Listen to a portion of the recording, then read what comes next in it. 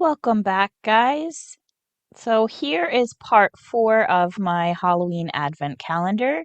If you haven't watched the other parts yet, I do recommend that and would appreciate it. Part 1 will show you how to build the main structure of the calendar, and then parts 2 and beyond are more about just the decorating of each side of the calendar. Now, I know it's after Halloween. I have bad time management skills, and I also got bronchitis, so I was not able to finish this in time. And also, because of the bronchitis, I will have to make this into a 5-part series. I had intended for today to be the last part, but I just was too sick to get it done. Also, if my voice sounds off, it's because of being sick. But I wanted to get this out for you guys, and then part 5 is already filmed. I just haven't had a chance to edit it yet. So as soon as it's edited, I will go ahead and post part 5. Also, my excuse is that Halloween is awesome all the time, so why not watch videos even though Halloween's over? And 2, uh, these techniques can be used for other projects. So you might learn a technique you haven't seen, or maybe you want to see where I got a product from, because I do tell you where I get everything from. So I'm hoping that you will still enjoy this video. All right, without further dudes, let's go waste some talent. This is a little prayer box. My mom gave me a couple of these, so off camera I used some pliers to pull the cross off the front, and I'm going to replace it with a skull. So to do that, I'm using a bead, which is from a Halloween bracelet, and I just snapped it in half with my X-Acto knife. And then I use E6000 to glue it down to the front. And I will paint the entire thing with a base coat of black later. Now I'm going to make a crystal ball. So that's a marble from the dollar store. And these little crowns are from Amazon. I just Googled crown charms and got a multi-pack of them. And I'm using E6000 for that. I also got these little domes on Amazon as well. They're meant for jewelry. You can make necklaces out of them. And I made this little mushroom out of epoxy sculpt. And I'm going to just give it a pretty metallic paint job so it looks kind of mystical. A magic mushroom, I guess you could say. But not that kind of magic. Bad children. And now I'm going to use this Tim Holtz ephemera to make a spinner. Well, it's not really, unfortunately, it's not a spinner. It won't spin. I only had a small brad to attach it with, and it just was not working where you can spin it quickly like a game board, but you can turn it with your finger, so it's still interactive even though it's not actually a spinner. And then I kind of wanted to have purple be my accent color, but none of my ephemera is purple, so I'm just using some distress crayons to add purple to some of my ephemera to try to make it a little more purpley. These are a giant popsicle stick and some square wood dowels that I got at Walmart, and I'm using these to make shelves. I did this in one of the earlier videos as well.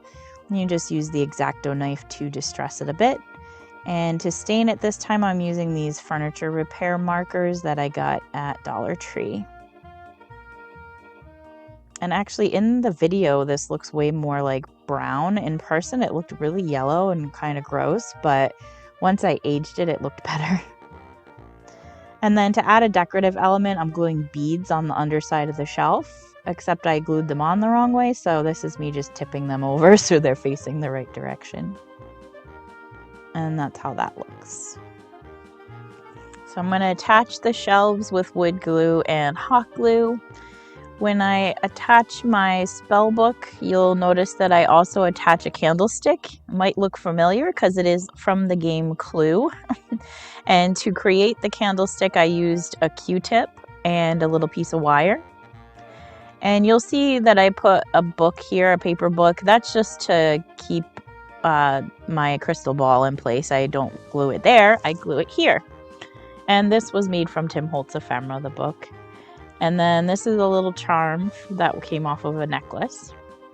And this is just me letting you know that I stained the drawers with the antique wax. As usual, I forgot to turn the camera on, so I started these collages off camera. On the right, the sign and the lady are Tim Holtz ephemera. The number 6 is from one of those antiquarian sticker books. The little stars I'm using are from Dollar Tree. They're plastic beads. And off camera, I intentionally made that little dangle. It's one of the star beads, bits of jewelry, and one of those skeleton beads. I'm very bad with assembling jewelry with pliers. It takes me a really long time. It's very fiddly, so it's hard for me to do that on camera. I'm gluing this in the back of the drawer, so when you open it, you'll see a cute design. Normally I do it to cover the hole in the drawer, but the hole's in the front this time to accommodate the brad that I used on the spinner. But I did cover the back of the brad too with a different piece of ephemera. I'm pre-gluing my bottle to the shelf here, and I'll do the same thing with the mushroom, which you'll see in a sec. See, there's the mushroom. And now I'm going to add ephemera to the background here. This is a piece of Tim Holtz Halloween ephemera with one of the antiquarian stickers stuck in the middle, the eye. This is antiquarian sticker book. This is Tim Holtz, I believe also Halloween. This is antiquarian sticker book.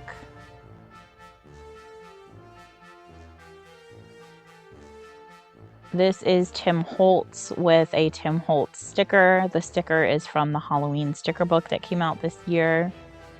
This is just me adding some stoppers into the drawers, because if you push the drawers in without handles, you can't get them out very easily. So this way I can look at the whole composition together and not have my drawers get stuck.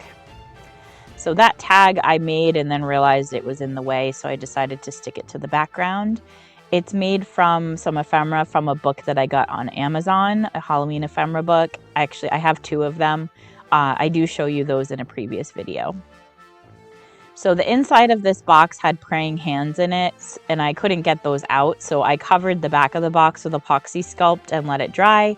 And then I painted it with metallic purple and added a feather from a broken piece of jewelry. Now I wanted the design that I created to show up better, so I'm just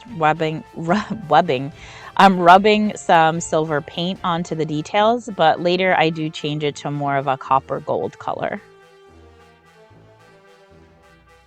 Also, I apologize if I'm talking fast and throwing a lot of info at you. I edited this video and didn't leave myself a lot of time to talk about what I'm doing. So here I'm adding a skull and some extra glue just to make sure that that crystal ball doesn't fall off. And this is a broken earring. And if you're wondering more about that candle I made from the clue piece, the dripping wax on it was wood glue. I just let it brushed wood glue on it in like a wax looking pattern, and then I painted it with white chalk paint. This is my black and brown wash. They are from the Black Magic Craft recipe, which I always say if you want to know how to make it, go watch his video. And I did this off camera because you've seen me do the aging with the washes in all the other videos. Now I'm pointing out here that I absolutely hate these numbers and they need to go. So I made these instead, which I think are much better. Yay! Now I'm going to take my Ranger Distress inks. They're Tim Holtz Distress inks. This one is antique. No, it's not. It's vintage photo. I'm using a dauber and a disposable makeup sponge. This one is walnut stain, and I'll do the same process with that as well. I forgot to ink my ephemera before I put it on when I did this side, which was kind of unfortunate, so I'm trying to fudge it. So I think it still looks pretty good. And then I forgot to show you, but I'm using a third color now, which is black, which is called Black Soot. Also, the little sign that I glued next to the mushroom, I cut the ends off of some common pins for sewing and glued them on with E6000 so it looks like there's nails holding it to the wall. Now these are terrible. These are rub-on transfers from the Dollar Tree. Normally Dollar Tree rub-ons are amazing, but for some reason these gold ones are awful. I used them earlier in this project and they gave me a hard time, but I was mostly able to get them to work. This time around, they did not want to work at all. So I struggle with it a little bit, and then I'm just going to jump to pointing out where I put them because it took forever and half of them ripped off. But since this is distressed, I don't think it matters that they're kind of janky looking.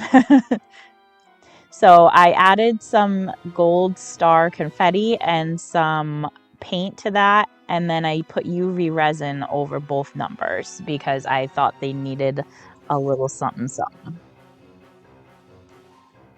And then, as per usual, the last step is to cover everything in a coat of matte Mod Podge, which I then pat with a sponge to make sure there's no brush strokes.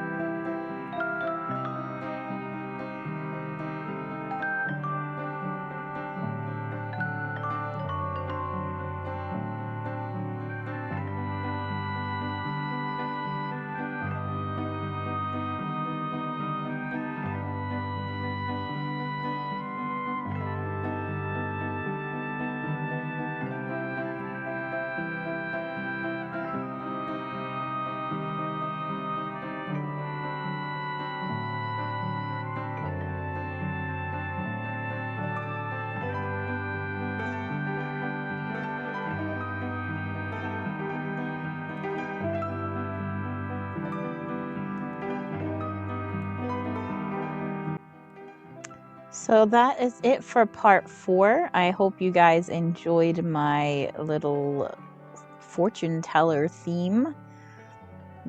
Comment down below, let me know what you thought, what your favorite part was. If you're wondering about the feet on the bottom, that will be in part 5, which, like I said, will come as soon as that video is edited. Thank you again to anyone who's been following along and has been patient with this series. Thinking that maybe for next year, I might edit it all into one video to repost for next Halloween. Hopefully then it'll get more views. But anyways, yeah, so like, comment, subscribe, all that good stuff. And get ready for part 5 coming very soon. All right, guys, that's it. Be excellent to each other. Have a great day.